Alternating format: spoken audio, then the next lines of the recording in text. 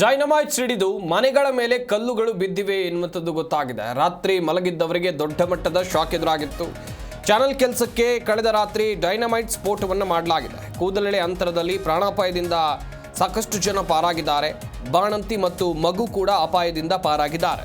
ಚಿಕ್ಕಮಗಳೂರು ಜಿಲ್ಲೆ ಎನ್ಆರ್ಪುರ ತಾಲೂಕಿನ ಸಾತ್ಕೊಳ್ಳಿಯಲ್ಲಿ ನಡೆದಿರುವಂಥ ಘಟನೆ ಇದು. ಭದ್ರಾ ಮೇಲ್ದಂಡೆ ಯೋಜನೆಗಾಗಿ ಕಾಲುವೆಯನ್ನು ನಿರ್ಮಾಣ ಮಾಡಲಾಗಿತ್ತು. ಚಿತ್ರದುರ್ಗ, ತುಮಕೂರು, ಕೋಲಾರ ಭಾಗಕ್ಕೆ ನೀರನ್ನು ಒದಗಿಸುವಂಥ ಯೋಜನೆ. ಸ್ಫೋಟದ ರಭಸಕ್ಕೆ ಮನೆಗಳ ಮೇಲೆ ಕಲ್ಲುಗಳು ಬಿದ್ದಿದೆ. ದೊಡ್ಡ ಮಟ್ಟದ ಅನಾಹುತ ತಪ್ಪು ಹೋಗಿದೆ ಅಂತೇಳಿ ಸ್ಥಳೀಯರು ಹೇಳ್ತಾ ಇದ್ದಾರೆ.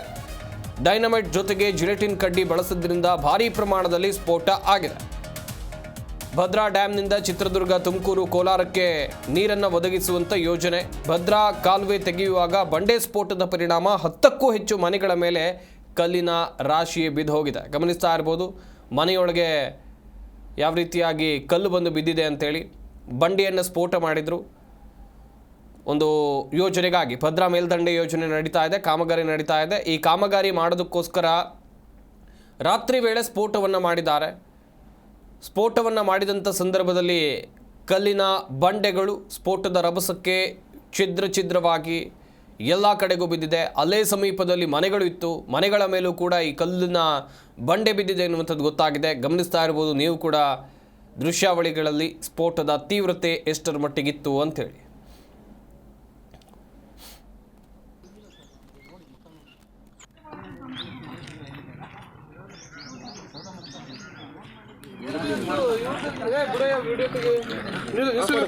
ಹೌದು ಸರ್, ಅವ್ರು ಹೇಳ್ಯಾರ ಸರ್. ಅವರು ನಾವು ಹೋಗ್ತೀವಿ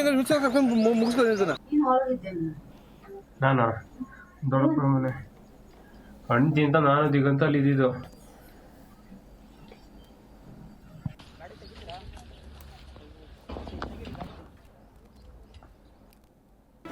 ಜಿ ಕನ್ನಡ ನ್ಯೂಸ್ ಈಗ ನಿಮ್ಮ ಮನೆಯಲ್ಲೇ ನೋಡಿ. ಎಲ್ಲ ಕೇಬಲ್ಗಳಲ್ಲಿ ಈಗ ಲಭ್ಯ.